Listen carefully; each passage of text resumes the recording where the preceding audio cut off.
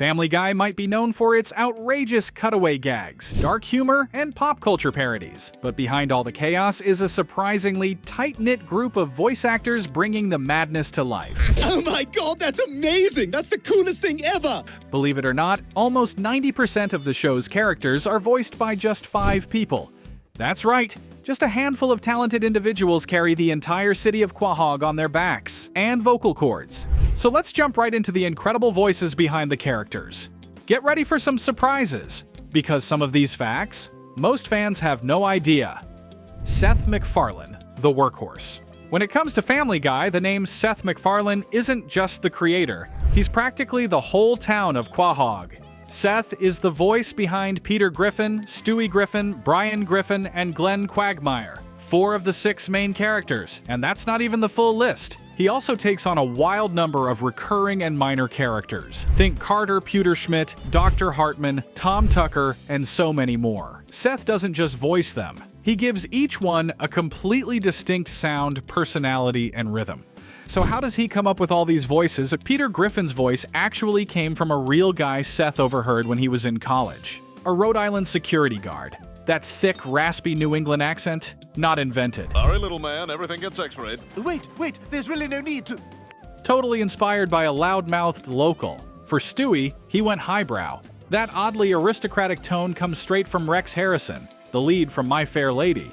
It gave Stewie that genius meets psychopath vibe. Brian? That's Seth's own voice. Just drop down a register or 2. The reason Brian sounds so normal and grounded compared to everyone else? Because he's literally the most human voice on the show. And then there's Quagmire. Giggity! That high-pitched 1950s-style radio voice is straight from those old-school announcers. It's loud, obnoxious, and instantly recognizable. Patient 0. You're gonna have to do better than that. Recording sessions for Seth are usually done alone. He says it's easier for timing, especially when he's switching between characters in the same conversation. He's even done live voice switching at events like Comic-Con, effortlessly bouncing between Peter, Stewie, and Quagmire in front of an audience. And get this, after 20-plus seasons, Stewie's voice has actually evolved. Alex Borstein, the chameleon. Alex Borstein voices Lois Griffin, and if you've ever wondered where that distinct New England meets nasal tone came from, you can thank her Long Island upbringing. When Alex auditioned, it wasn't even for Lois. She was trying out for a different role altogether, but during a break, she casually did a voice in the hallway, and Seth overheard it. That voice? It was Lois. Peter, how do you know about this? Right on the spot, he cast her. And yes, she was also the original Lois in the unaired pilot, so she's been with the show from day 1, but Lois is just the tip of the iceberg for Alex. She also voices Trisha Takanawa, the monotone news reporter modeled after generic Asian American reporter stereotypes, which has drawn some controversy over the years. She voices Loretta Brown, Cleveland's ex-wife, a character that also sparked conversations about racial portrayals. And she brings life to Barbara Pewterschmidt, Miss Emily, and a whole list of background voices. Alex is a master of transforming her voice, from shrill to sultry, sweet to savage, and you wouldn't know it's the same person unless someone told you. Sitting here on the stage with Seth MacFarlane. Total vocal chameleon. Mila Kunis, the replacement. Meg Griffin is one of the most mocked characters in animated history. And starting in Season 2, Mila Kunis took over the role, but not many people even realized it. The original Meg in Season 1 was voiced by Lacey Chabert. What's wild is how seamless the switch was. Mila's voice was so close to the original that fans barely noticed. Over time, though, her version of Meg started to shift. In the early seasons, Meg sounded like your typical sweet, awkward teenager. But as the show leaned into the "everyone hates Meg" gag, her voice got flatter, more tired, more sarcastic. That was intentional, and it mirrored Meg's emotional arc, from hopeful to hopeless and always ignored. Mila herself has said that Meg's voice matured just as her own voice did. She literally grew into the role. Seth Green, the consistent one. Seth Green voices Chris Griffin, and he's been doing it with unwavering consistency since day 1. Chris's voice, yep, it's inspired by Buffalo Bill from The Silence of the Lambs. That creepy, slow, awkward tone, a direct reference. Seth Green thought it would be hilarious to give this awkward teen that unsettling voice, and it stuck. He also voices Neil Goldman, the nerdy, desperate for attention teen who pops up now and then, and that voice is full-on stereotype. thick glasses, nasal tone, and all. You're my friend, so I have to confess. What's cool about Seth Green is that he was already a known actor. Austin Powers, Buffy the Vampire Slayer, but he jumped into Family Guy because it gave him creative freedom. And he still improvises many of Chris's lines. Some of the weirdest, most random Chris quotes? Mike Henry, The Departed. Mike Henry was the voice of Cleveland Brown, as well as Herbert, Consuela, and Bruce. For over a decade, he helped shape the sound of Quahog. Must say, I do feel a strange satisfaction. Cleveland, with that slow, mellow tone, became a fan favorite, so much so that he even got his own spin-off. Mike based Cleveland's voice on a gentle, slow-talking guy he knew growing up in Virginia. Herbert's high-pitched wheeze, modeled after an elderly war vet neighbor from Mike's childhood. And Consuela, well, that one's gotten some heat over the years. The thick accent and no catchphrase play heavily into stereotypes. In 2020, Mike made headlines when he decided to step down from voicing Cleveland. His statement was simple: persons of color should play characters of color. And just like that, after 20 years, he handed off the role. But he still voices other characters like Herbert and Bruce, who are white. Patrick Warburton, the promoted guest. Patrick Warburton's delivery also brings a surprising softness to Joe that sneaks in between the yelling and bravado. In moments where Joe gets emotional or overwhelmed, that deep, almost stoic tone adds unexpected depth. It's one of the reasons why Joe isn't just comic relief. He feels oddly grounded, even in the middle of a ridiculous storyline. And what's really interesting is how consistent Warburton's performance has stayed over the years. While other characters evolve or shift vocally, Joe remains firmly Joe, unwavering, intense, and unmistakable. That reliability makes him a fan favorite, especially in group scenes where his delivery cuts through the chaos like a perfectly timed punchline. Behind the scenes, Warburton has said he doesn't tweak his voice at all for Joe. What you hear is just his regular speaking voice, maybe with a bit more intensity. That kind of natural fit is rare in voice acting. It's also why fans instantly recognize him, whether he's voicing a cartoon cop or just narrating a commercial. His voice has become part of pop culture's background noise. Comforting, confident, and a little bit absurd.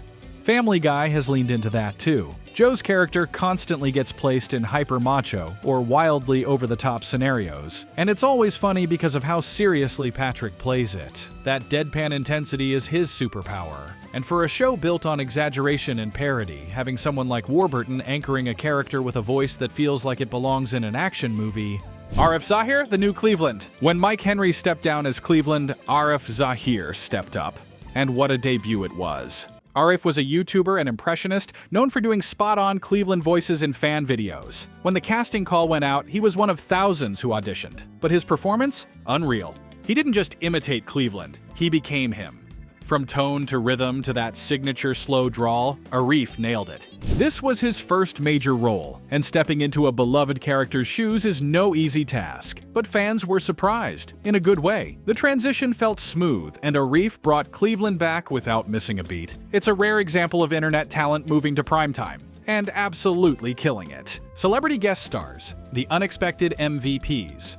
Family Guy isn't just about the regular cast, and it's become a magnet for celebrity voices. Some show up for a single gag, others stick around longer, and a few leave a mark that fans never forget.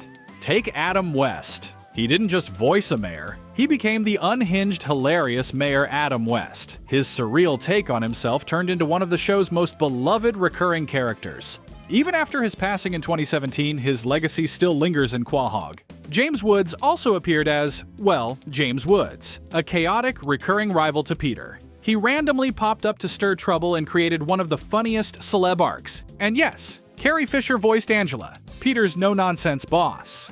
Her dry tone made her the perfect contrast to Peter's nonsense. She didn't just show up, she made Angela feel real. Drew Barrymore also lent her voice to Jillian, Brian's clueless girlfriend. Her airy delivery and comic timing made the character surprisingly memorable. And that's only scratching the surface. Over 20-plus seasons, Family Guy has packed in guest stars from across entertainment. Athletes like Tom Brady, actors like Ryan Reynolds, icons like Betty White, and even Bryan Cranston. All have made their way into Quahog. Some play themselves, others voice bizarre characters, and a few totally disappear into their roles. And that's part of the fun. Family Guy turns celebrity cameos into events. You've got musicians like Kanye West voicing animated versions of themselves and Johnny Depp reprising Edward Scissorhands in a completely ridiculous scene. Patrick Stewart voicing Baby Susie is still one of the wildest choices, delivering Shakespearean lines through a toddler. Even background roles are fair game. Sometimes a guest star shows up just to play a cashier or a dog. This chaotic creativity makes each season feel fresh. Spotting a celeb voice has become a game for fans, and no one's ever too big to jump in. It's risky, weird, and endlessly entertaining, and that's why Family Guy continues to surprise, by letting celebrities be part of the joke instead of just the punchline. Recording process, the magic behind the microphone. Now, here's something that catches most fans off guard. The cast doesn't record together. You'd think with all the back-and-forth banter, hilarious timing, and chaotic cutaways, the actors would be in the booth riffing off each other. But nope, the majority of the lines are recorded separately. Each actor comes into the studio solo. They read their lines, sometimes dozens of times, to get the delivery just right. Then, it's up to the editors and producers to stitch everything together, like an audio jigsaw puzzle, and make it sound like one seamless conversation. There are occasional read-throughs, though. Before episodes are finalized, the team sometimes gathers at Seth MacFarlane's house to run through scripts. These sessions help the writers hear what's working, tweak jokes on the fly, and adjust pacing before anyone steps into the booth. Another fun part? But the flexibility is always there, and that's part of the magic. What really ties everything together is the animation. It's built around the voice performances, not the other way around. Animators match the mouth movements, gestures, and facial expressions to the audio. That's why the delivery always feels so natural. Alright, now it's your turn. What's your favorite Family Guy voice performance? Was it one of the classics like Peter or Stewie? Maybe a weird side character? Or was it a celebrity guest that totally caught you off guard? Drop your favorites in the comments. And if you enjoyed this behind-the-scenes deep dive, don't forget to like, subscribe, and hit that bell so you don't miss more content just like this. There's a whole world behind your favorite shows, and we're just getting started. Stay weird, stay curious, and we'll see you next time.